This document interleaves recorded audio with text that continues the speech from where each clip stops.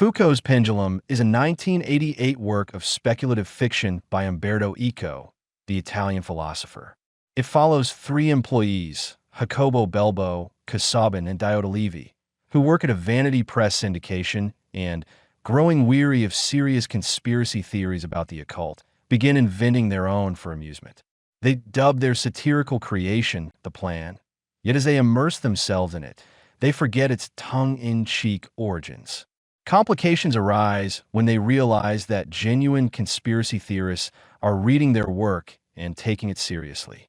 Consequently, Belbo becomes the target of a secret society, convinced he holds the key to the hidden treasure of the Knights Templar.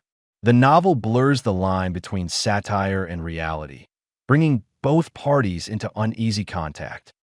Casaubon, the narrator, hides in a technical museum in Paris after hours, claiming that the secret society, having abducted Belbo, now seeks him. The museum forms the novel's framing device, with most of the story recounted in flashbacks as Casaubon awaits his fate. The first flashback details how Casaubon, Belbo, and Diotallevi met and became collaborators. In 1970s Italy, Casaubon, while researching his thesis on the Knights Templar and participating in political protests, encounters Belbo, an editor at a publishing company, and Diotallevi, a spiritually inclined Jew. The book proposes an absurd theory that the Templars devised a hidden plan for world domination.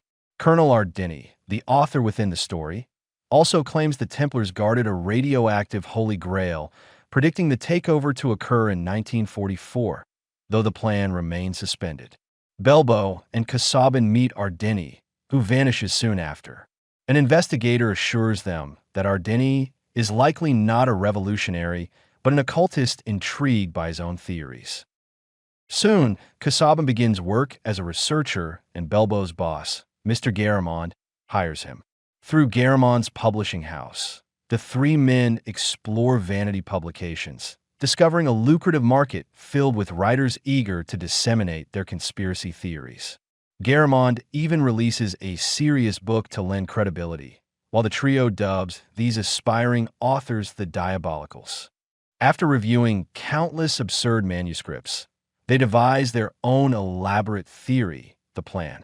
They synthesize myths about the Knights Templar, drawing on the illogical claims of other writers and enlisting Abulafia to cross-reference and refine their narrative into a seemingly compelling conspiratorial epic. Though initially ridiculous, the trio becomes so absorbed that they begin to suspect a hidden truth in their creation. They link Ardini's disappearance and coded manuscript to their own machinations. Casaubon's girlfriend, Leah, dismisses the manuscript as a mere flower delivery checklist, but the men refuse to see their plan as a joke. Later, Diotallevi receives a cancer diagnosis, which they tie to the plan. Belbo, confronting his own troubles, becomes even more obsessed, using the game as an escape. Amid their growing attachment, a conspiracist named Agile becomes captivated by their work. Belbo soon calls Casaubon for help, and, upon arrival, Casaubon discovers documents tracing a path to Paris. Suspecting that Agile and his cult have abducted Belbo, he takes refuge in a closed museum housing an artifact intended for the cult's ritual. The conspiracists arrive, perform the ritual, and summon several ghostly figures, including Comte de Saint-Germain. They bring Belbo forward for questioning, believing themselves to be the trace society described in the plan. Frustrated that Belbo knows more than they do, they interrogate him, culminating in a struggle during which Belbo is hanged from the artifact, Foucault's Pendulum. Casaubon escapes through the sewers and reaches a country villa where Belbo grew up, learning that Diotallevi has died of cancer. In the conclusion, Casaubon reflects on the personal tragedies he has endured and anticipates that the trace will pursue him. He resolves not to appease them by revealing his fabricated knowledge, leaving the plan intact. With ambiguity surrounding truth and morality, Foucault's Pendulum ends on the question of whether it is right to propagate falsehoods in pursuit of original meaning.